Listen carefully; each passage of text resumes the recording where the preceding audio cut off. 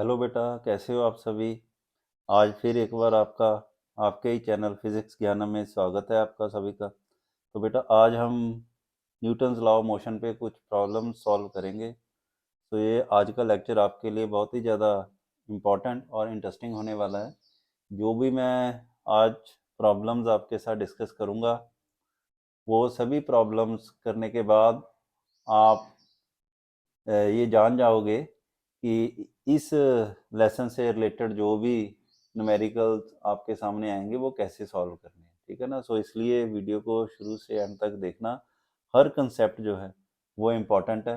तो स्टार्ट करते हैं बेटा। तो सबसे पहली प्रॉब्लम डिस्कस करते हैं। तो जैसे मान लो एक इंक्लाइंड प्लेन है, इसके ऊपर यहाँ पे एक पुली लगी है। ये एक ब्लॉक है जो थ्रेड के साथ जिसके साथ थ्रेड लगी है, और वो पुली के ऊपर से होकर नीचे एक दूसरा ब्लॉक उसके साथ जुड़ा हुआ है। ये सारी अरेंजमेंट है। ठीक है ना। तो ये जो ब्लॉक है, इसका ए नेम लिख लेते हैं, दूसरे का बी। ए ब्लॉक ब्लॉक जो है उसका मास m1 है। बी ब्लॉक है जो उसका मास क्या है, m2 है। ठीक है ना। और हमें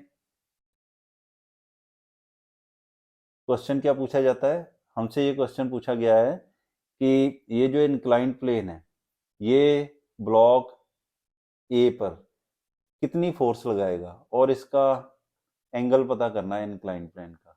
कंडीशन ये दी हुई है कि ये जो ब्लॉक्स हैं ये रेस्ट में है, इनमें कोई मोशन नहीं है, यानी सिस्टम सारा किस में है, इक्विलिब्रियम में है। हमें क्या पता करना है, एक तो हमें पता करना है force exerted by inclined plane on the block, और दूसरा क्या पता करना है, angle of inclined plane, angle of inclination of inclined plane, ये हमने पता करना है। सो बेटा, सबसे पहले हम क्या करेंगे, इसकी दोनों बॉडीज की, दोनों ब्लॉक्स की एफबीडी बनाएंगे, फ्री बॉडी डायग्राम बनाएंगे। सो पहले ये ऊपर वाले की बना लेते हैं। देखो ऐसे पड़ा है ब्लॉक, ये ए ब्लॉक है, मास इसका कितना है, m1 मास है। तो इसकी एफबीडी बना लेते हैं। तो इस पे देखो, अब ये थ्रेड लगी है इस पे, इसका जो वेट है वो डाउनवर्ड डायरेक्शन में एक्ट करेगा, वर्टिकली डाउनवर्ड डायरेक्शन में। और जो सरफेस इस पे फोर्स लगाएगा नॉर्मल, वो इस डायरेक्शन में एक्ट करेगी। ये जो वेट है m1 जी, ये सरफेस पे लगा रहा है, और surface according to Newton third law इस पे फोर्स लगा रहा है, किस पे, ब्लॉक पे। और वो उस फोर्स को हम क्या कह देंगे, नॉर्मल कह देंगे। और ये तो आपको मालूम ही है, ये एंगल कितना होगा, थीटा होगा। ये एंगल थीटा कैसे होगा, ये मैंने आपको पहले भी बताया था। जैसे इस डायग्राम को देखो आप, ये देखो, ये वाला एंगल क्या है, थीटा है। ठीक है ना। तो दो लाइंस में एंगल थीटा है। अगर उन दोनों लाइंस पे हम जब परपेंडिकुलर ड्रा करते हैं, जैसे ये नॉर्मल जो है, ये इंक्लाइंड प्लेन के सरफेस पे 90 डिग्री का एंगल बना रहा है, और ये वेट वाली जो लाइन है, ये नीचे वाले सरफेस पे, नीचे वाले सरफेस पे 90 डिग्री का एंगल बना रहा है। तो इन दोनों में भी उतना ही एंगल होगा जितना कि सरफेस और हॉरिजेंटल लाइन में होगा। ठीक है ना। तो मेरे कहने का मतलब है कि अगर दो लाइनों में कोई एंगल दिया हो, तो उन दोनों लाइनों पे जब हम परपेंडिकुलर ड्रा करेंगे, ये देखो, एक मैंने ऊपर परपेंडिकुलर ड्रा किया, एक नीचे की, तो उन दोनों में भी उतना ही एंगल आएगा जितना इन लाइंस में है। ठीक है ना। सो इसी चीज को बेस लेते हुए इनमें क्या एंगल आ जाएगा, एंगल थीटा आ जाएगा। और टेंशन भी एक्ट करेगी। टेंशन किस तरफ एक्ट करेगी, अपवर्ड डायरेक्शन में। ठीक है ना। तो पूरी थ्रेड में टेंशन सेम रहेगी। क्यों सेम रहेगी, क्योंकि थ्रेड जो है हमें मासलेस दी हुई है। ठीक है। अगर थ्रेड मासलेस ना होती तो टेंशन जो है वो अलग अलग लेनी थी। चलो ठीक है। अब इसको रिजॉल्व करो, m1 जी को। इधर कौन सा कंपोनेंट आएगा इसका, mg cos थीटा, और इस तरफ कौन सा कंपोनेंट आ जाएगा, mg sin थीटा। ये कंपोनेंट आ गया। ठीक है ना। तो यहाँ से देखो हमें क्या मिलेगा, अब ये बॉडी जो है रेस्ट पे है, दोनों बॉडी, ए बॉडी भी और बी बॉडी भी। हम ए बॉडी की बात कर रहे हैं तो इसी की बात करेंगे। ये रेस्ट पे है, यानी कि नेट फोर्स पे कितनी लग रही है, 0 लग रही है। तो इसका मतलब क्या आएगा कि टी किसके इक्वल आ जाएगी, m1g साइन थीटा के इक्वल आ जाएगी। ठीक है। और अगर हम नॉर्मल को देखें, ये वर्टिकल कंपोनेंट्स देखें, तो नॉर्मल किसके इक्वल आ जाएगी, m1g कॉस थीटा के इक्वल आ जाएगी, m1g कॉस थीटा। अब इसी तरह से बेटा एफ बी डी बनाओ दूसरी बॉडी की, ये m2 मास है जिसका, इसकी अगर हम एफ बी डी बनाएंगे तो क्या बनेगी, यहीं पे बना देता हूँ। ये तो एक तो इसका वेट डाउनवर्ड डायरेक्शन में एक्ट करेगा और एक टेंशन एक्ट करेगी अपर डायरेक्शन में। तो इस बॉडी को अगर हम देखें तो इसकी इक्वेशन ऑफ मोशन क्या बनेगी, T is equal to m2g, क्योंकि एक्सेलेरेशन तो है नहीं, मोशन तो है नहीं, इसलिए टी किसके इक्वल आ जाएगी, m2g के इक्वल आ जाएगी। ठीक है ना। तो ये वाली जो वैल्यू है M T is equal to m2g, ये हम एक नंबर इक्वेशन में भर देंगे। ये देखो ये एक नंबर इक्वेशन है, इसमें इस टी की वैल्यू भर देंगे तो क्या आ जाएगा, m2g is equal to m1g sine theta. तो जी से जी क्या हो गया, कैंसिल हो गया। तो साइन थीटा किसके इक्वल आ गया, m2 ओवर m1 के, और थीटा किसके इक्वल आ गया, sine inverse m2 over m1। तो इस तरह से बेटा हमने थीटा की वैल्यू जो है वो निकाल ली है, यानी कि एंगल जो इंक्लाइंड प्लेन है वो हॉरिजॉन्टल के साथ कितना बना रहा है वो हमने निकाल लिया। अब देखो एक एक आधा क्वेश्चन तो हमारा हो गया सॉल्व। अब सेकंड पार्ट करेंगे तो यही वाली इक्वेशन ले लेते हैं, ये वाली टी, क्या हमने फाइंड आउट करना है, नॉर्मल निकालनी है। नॉर्मल वाली इक्वेशन कौन सी है, ये सेकंड इक्वेशन। तो नॉर्मल कितनी दी हुई है हमें, m1g cos थीटा। तो यहाँ पे cos थीटा की अगर हमें वैल्यू मालूम पड़ जाए तो हम नॉर्मल निकाल लेंगे। तो यहाँ देखो हमारे पास साइन थीटा कितना है, m2 ओवर m1। तो हम एक राइट एंगल ट्रायंगल बना लेते हैं। ये देखो राइट एंगल ट्रायंगल मैंने बना लिया। ठीक है, ये मान लेते हैं इसका एंगल थीटा है। तो साइन थीटा किसके इक्वल है, m2 ओवर m1, यानी कि perpendicular over hypotenuse. So perpendicular angle के सामने परपेंडिकुलर होता है, तो ये हो गया m2 और हाइपोटेन्यूज m1। पाइथागोरस थ्योरम लगाओ आप, तो इसका बेस कितना आ जाएगा, m1 square minus m2 square. तो यहाँ से अगर हम cos थीटा निकालें तो क्या आएगा, बेस ओवर हाइपोटेन्यूज। ठीक है, तो बेस कितना है, under root m2 square minus, यानी under root m1 square minus m2 square, और हाइपोटेन्यूज कितनी है, m1 है। ये जो cos थीटा की वैल्यू है ये बेटा हम यहाँ पे भर देंगे, तो हमारी नॉर्मल क्या आ जाएगी, m1g cos थीटा कितना है, m1 square minus m2 square square root over m1। और यहाँ पे देखो m1 से m1 जो है वो कैंसिल हो गया, और जो बाकी बच गया वो हमारी फोर्स आ जाती है जो ये इंक्लाइंड प्लेन इस बॉडी पे लगा रही है, ए बॉडी पे लगा रही है। तो बेटा इस तरह से हम ये प्रॉब्लम को सॉल्व कर लेंगे। तो देखा आपने, न्यूटन्स लॉ से कोई भी प्रॉब्लम हो तो उसकी एफबीडी आपको बनानी आनी चाहिए कि फ्री बॉडी डायग्राम कैसे बनाते हैं। उसको बनाने के लिए भी सिंपल मेथड है कि आपको ये पता होना चाहिए कि कौन कौन सी फोर्सेस जो है वो बॉडी पे एक्ट कर रही हैं। वही हमने बना के ये क्वेश्चन जो है सॉल्व कर लिया। तो बेटा मुझे I hope you understand how we solve this problem. so now we will proceed to our next problem. अगली प्रॉब्लम जो है वो अब देखते हैं कि वो क्या है और कैसे सॉल्व करनी है। तो सेकंड प्रॉब्लम में क्या करेंगे, जैसे मान लो ये एक एलिवेटर है, एक लिफ्ट है, इसमें बॉडी पड़ी है एक, ठीक है, और इस बॉडी का जो मास है वो m है, m मास है इस बॉडी का। ठीक, अब क्वेश्चन ये है कि ये लिफ्ट जो है कितनी एक्सेलरेशन से नीचे आए, कितनी एक्सेलरेशन से नीचे आए कि ये ब्लॉक जो है लिफ्ट के सरफेस को mg/4 फोर्स से प्रेस करे। ठीक है ना, mg/4 फोर्स से प्रेस करे। जैसे अब इस वक्त मान लो अगर लिफ्ट रेस्ट में है तो ये कितनी फोर्स से इसके सरफेस को प्रेस करेगा, तो ये करेगा mg फोर्स से। वो कह रहा है कि इसमें एक्सेलरेशन हमने डालनी है, यानी कि एलिवेटर को मूव कराना शुरू कर दिया विद एक्सेलेरेशन, मान लो ए से कराना शुरू कर दिया। वो कह रहा है कि ए की वैल्यू कितनी हो कि ये इसका जो मास है, ये जो ब्लॉक है ये mg/4 फोर्स से इसे प्रेस करे, यानी कि इसका वेट जो है वो mg/4 हो जाए। ये हमारा क्वेश्चन है, ठीक है ना। तो इसको कैसे सॉल्व करेंगे? तो बेटा इसे सॉल्व करने के लिए हम फिर वही सूडो फोर्स का कंसेप्ट लगाएंगे, क्योंकि लिफ्ट की जितनी भी प्रॉब्लम है उनको सॉल्व करने के लिए हम फ्रेम ऑफ रेफरेंस को लिफ्ट के अंदर रखते हैं, ठीक है ना।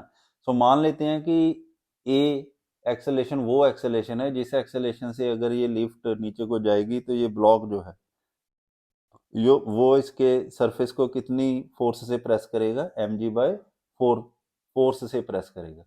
तो अब हमें मालूम ही है कि अगर हम फ्रेम ऑफ रेफरेंस को non inertial frame of non inertial उसमें ले जाएं, ठीक है ना, अगर एक्सेलरेटेड सिस्टम में ले जाएं तो हमारा फ्रेम ऑफ रेफरेंस जो है वो non inertial frame of reference हो जाता है। जैसे कि ये जो है लिफ्ट एक्सेलरेटेड है, अगर हम फ्रेम ऑफ रेफरेंस को भी इसमें फिक्स करेंगे तो वो भी एक्सेलरेटेड होगी और वो फ्रेम ऑफ रेफरेंस क्या बन जाएगा, नॉन इनर्शियल।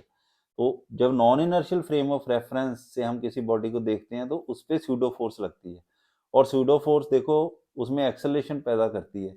वो उस बॉडी में एक्सेलेरेशन उस डायरेक्शन में पैदा होती है, यानी इक्वल एंड अपोजिट एक्सेलेरेशन पैदा होती है to the frame of reference, यानी कि फ्रेम ऑफ रेफरेंस जिस डायरेक्शन में एक्सेलरेटेड है उससे अपोजिट डायरेक्शन में एक्सेलरेशन पैदा होगी बॉडी में, ठीक है ना।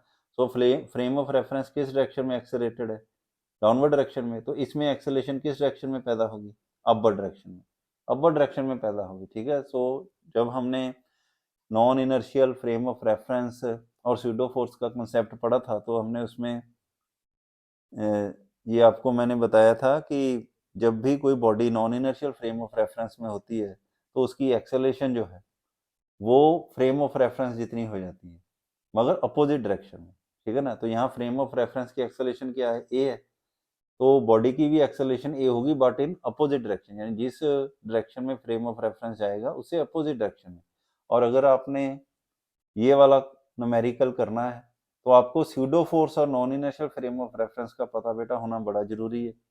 तो अगर आपने वो कंसेप्ट भी क्लियर करना है तो आप मेरी वीडियो देख सकते हो स्यूडो फोर्स पे और non inertial frame of reference पे, उसके लिंक जो है वो डिस्क्रिप्शन में आपको मिल जाएंगे। तो इस पे फिर एक्सेलेरेशन ए से ऊपर को मूव करेगा तो सूडो फोर्स कितनी लगेगी इस पे, अगर एक्सेलेरेशन ए है तो फोर्स कितनी लगेगी, M A. So M A force जो है वो अपवर्ड डायरेक्शन में लगेगी, ठीक है ना।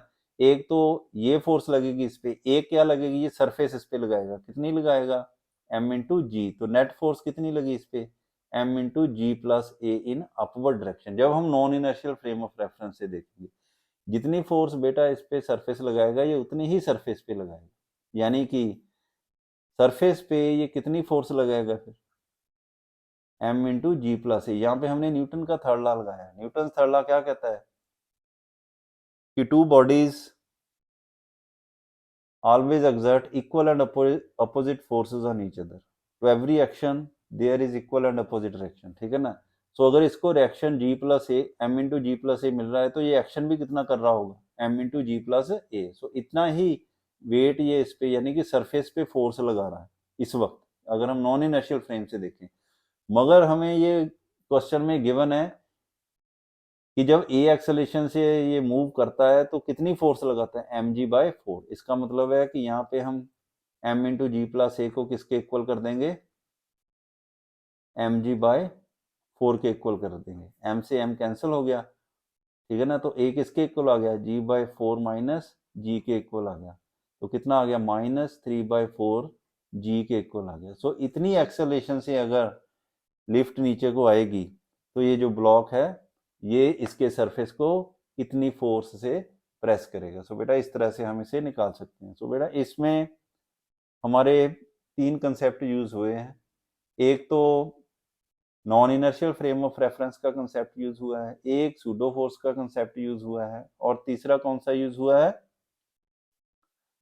Newton's third law of motion use हुआ है, ठीक है ना। अगर ये तीनों आपको कंसेप्ट क्लियर है तो ये क्वेश्चन आपको समझ में लगेगा, ठीक है ना। मैंने दोबारा एक बार फिर आपको समझा देता हूँ। क्वेश्चन ये था कि लिफ्ट में एक ब्लॉक पड़ा है, लिफ्ट को किस एक्सेलेरेशन से हम डाउनवर्ड डायरेक्शन में मूव करें कि ये इसके ग्राउंड को, इसके सरफेस को mg/4 फोर्स से प्रेस करे, यानी कि ये इस पे इतना वेट डाले, ठीक है ना। तो हम मान लेते हैं ए एक्सेलेरेशन वो एक्सेलेरेशन है जिससे अगर ये मूव करता है तो कितना वेट डालता है mg/4। जब ये ए एक्सेलेरेशन से नीचे को आएगा तो ये कितना वेट इस पे डालेगा वो हमने कैलकुलेट किया m/g+a, मगर उसका वैल्यू हमें पहले ही दी हुई है mg/4 की, mg/4 डालेगा तो इसको हमने इसके इक्वल करके एक्सेलेरेशन की वैल्यू जो है वो निकाल ली। तो इस तरह से हम ये क्वेश्चन को सॉल्व कर लेते हैं। तो ठीक है बेटा, आई होप ये क्वेश्चन भी आपको समझ आ गया होगा। हम अपने नेक्स्ट क्वेश्चन पे मूव करते हैं। तो बेटा नेक्स्ट क्वेश्चन जो है वो भी बड़ा इंपॉर्टेंट क्वेश्चन है और उसमें हम एक न्यू कंस्ट्रेंट कंडीशन जो है वो देखेंगे कि कैसे अप्लाई होती है, और वो कंस्ट्रेंट कंडीशन जो है वो न्यूमेरिकल्स में बड़ी बार यूज होगी, बहुत ज़्यादा यूज होगी। वो कंस्ट्रेंट कंडीशन जो है वो हम थ्रेड पे लगाएंगे, थ्रेड पे कंस्ट्रेंट कंडीशन लगाते हैं। कंस्ट्रेंट क्या होती है बेटा? कंस्ट्रेंट कुछ कंडीशंस होती हैं जो हम इम्पोज कर देते हैं सिस्टम पे, यहाँ पे हम थ्रेड पे करेंगे जिससे कि हमारी प्रॉब्लम जो है वो इजी हो जाएगी, ठीक है ना। तो वो कंस्ट्रेंट कंडीशन क्या है वो आज आपको पता लगेगी और वो आपने अच्छी तरह से दिमाग में बिठा लेनी है। तो नेक्स्ट क्वेश्चन हमारा थर्ड है, वो क्या है वो डिस्कस करते हैं। जैसे मान लो ये हमारे पास एक सरफेस है, ये थ्रेड है और यहाँ पे एक पुली है। थ्रेड पुली से पास होके नीचे एक ब्लॉक से अटैच्ड है, ये ब्लॉक से मैंने अटैच कर दी है, ठीक है। अब इस हमें दिखाई दे रहा है कि इसका जो ए एंड है, इस थ्रेड का ए एंड है वो तो फिक्स है, मगर दूसरा एंड जो है वो बी ब्लॉक से अटैच्ड है। हमने पुली पे फोर्स लगाई एफ इस डायरेक्शन में, पुली आगे को मूव करेगी, यानी पुली यहाँ से ऐसे आगे को मूव करेगी।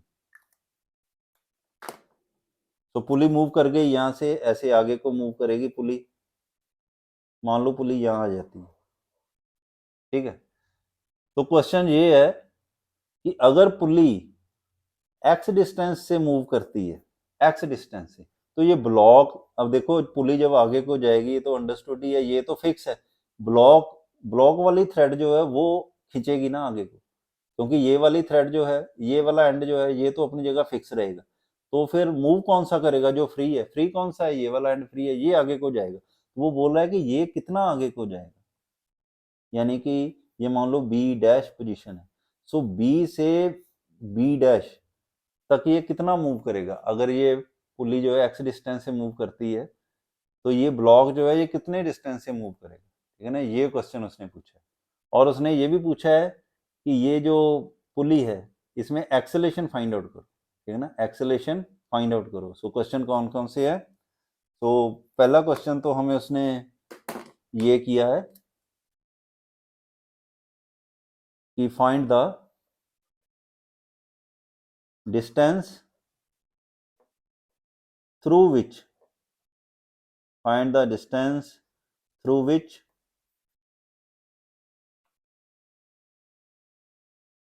विच ब्लॉक बी विल मूव। एक तो ये इसने क्वेश्चन किया है। दूसरा क्या किया है? Find the acceleration, find the acceleration of the pulley, pulley में कितनी एक्सेलरेशन है। ये उसने दो क्वेश्चन किए हैं, तो ये कैसे सॉल्व करना है ये देखते हैं अब। तो बेटा ये देखो इसमें कि फोर्स जो है इस डायरेक्शन में लग रही है, ठीक है। तो यहाँ पे मैं बना देता हूँ, पुली जो है ऐसे इस पे थ्रेड लगी, तो यहाँ पे फोर्स इस डायरेक्शन को लग रही है, तो टेंशन किस डायरेक्शन को लगेगी? एक इधर लगेगी, एक इधर लगेगी। अगर हम पुली की बनाएं एफ बी डी, और अगर हम ब्लॉक की बनाएं तो इस पे टेंशन लगेगी इस डायरेक्शन में, टेंशन ही लगेगी। इसका मास कितना है? मास इसका मान लेते हैं एम है, एम ब्लॉक का मास एम है, और ये पुली जो है ये मासलेस है, यानी पुली जो है ये मासलेस है मासलेस, और जो ब्लॉक है उसका मास कितना है, उसका मास m हमें दिया हुआ है, ठीक है ना। सो ये हमने एफबीडी बना ली दोनों की।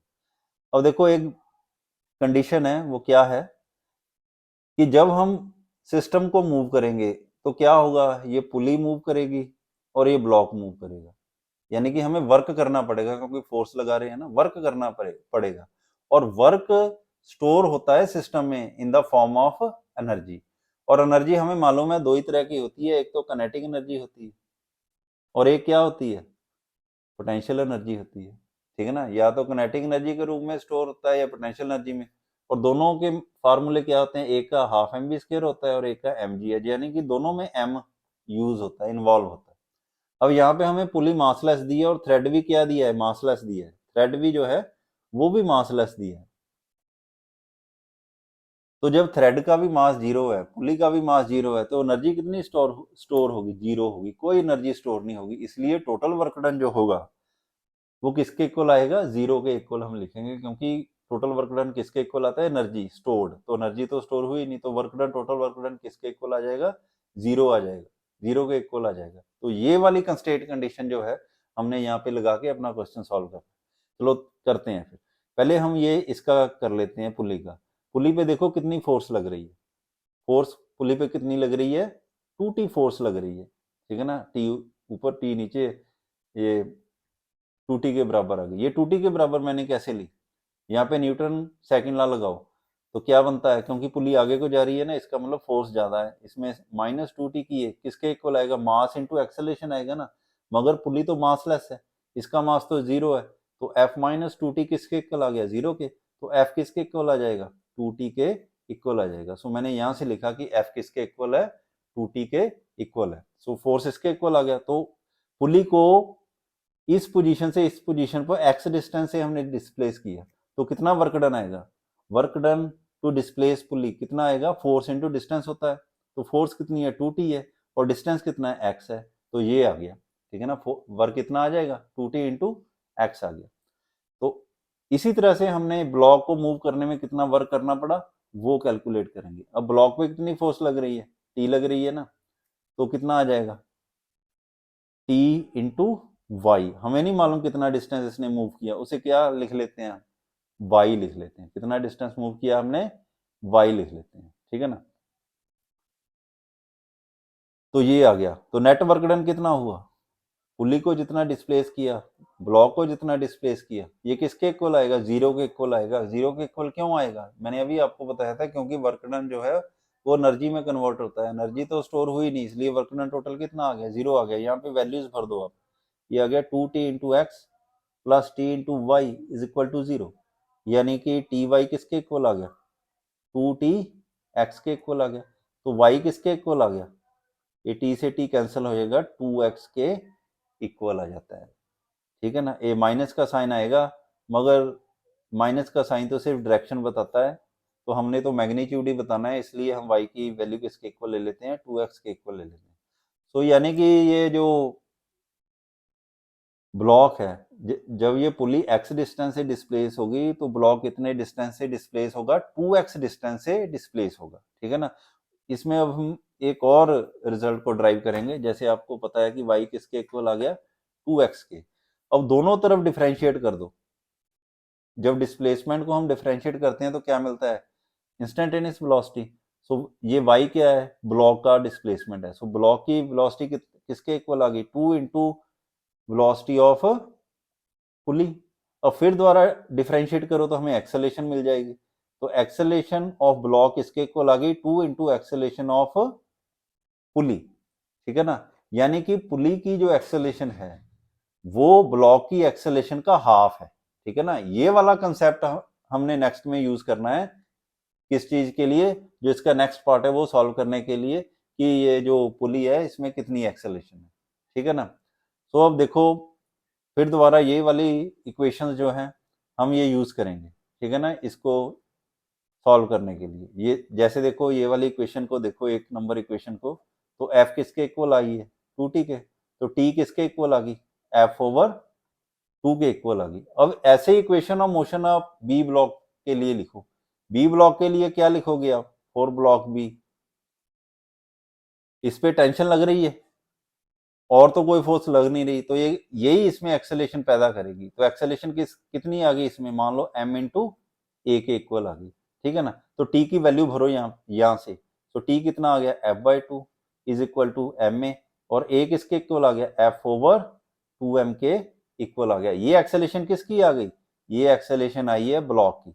अब हमने पुली की निकालनी है, तो यहाँ पे देखो मैंने शो किया है कि ब्लॉक की एक्सेलेरेशन कितनी होगी, ट्वाइस इंटू पुली, और पुली की एक्सेलेरेशन कितनी होगी, जितनी ब्लॉक की है उसका हाफ कर देंगे हम। यहाँ पे हमें ब्लॉक की मिल गई है, तो पुली की एक्सेलेरेशन क्या होगी, इसका हम हाफ कर देंगे, यानी कि f/4m हमारा आंसर आएगा। सो इस तरह से हम पुली की जो एक्सेलेरेशन है वो हम निकाल लेते हैं, ठीक है ना। तो बेटा ये कुछ क्वेश्चंस थे जो न्यूटन लॉ ऑफ मोशन से रिलेटेड थे, ये हमने किए हैं। तो अभी मैं आपको एक क्वेश्चन दूंगा, आपने वो सॉल्व करना है, और उसका आंसर मुझे आप लिख के भेजिएगा कमेंट्स में। मैं आपको फिर बताऊंगा कि आपने सही किया या नहीं, और अगर उससे रिलेटेड कोई भी आपको समस्या आती है तो आप मुझसे कमेंट्स में पूछ सकते हो, ठीक है। तो बेटा क्वेश्चन ये है,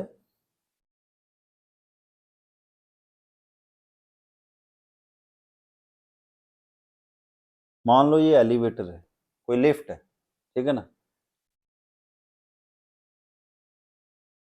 इसमें एक इंक्लाइन प्लेन है जिस पे एक ब्लॉक पड़ा है, ठीक। अब ये इसका जो बेस है, बेस इंक्लाइन प्लेन का, इसकी लेंथ l है, और ये जो लिफ्ट है ये a एक्सेलेरेशन से नीचे को, सॉरी ऊपर को नहीं, नीचे को जा रही है। a एक्सेलेरेशन से ऊपर को ही ले लो, नीचे को फिर थोड़ा प्रॉब्लम हो जाएगी, ज़्यादा कॉम्प्लिकेटेड हो जाएगा, ऊपर को ही ले लो।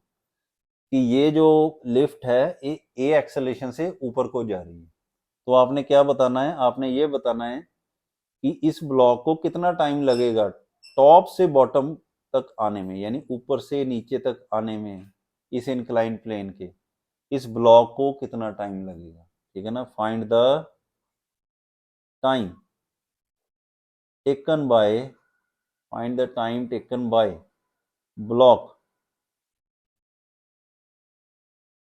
To move from top to bottom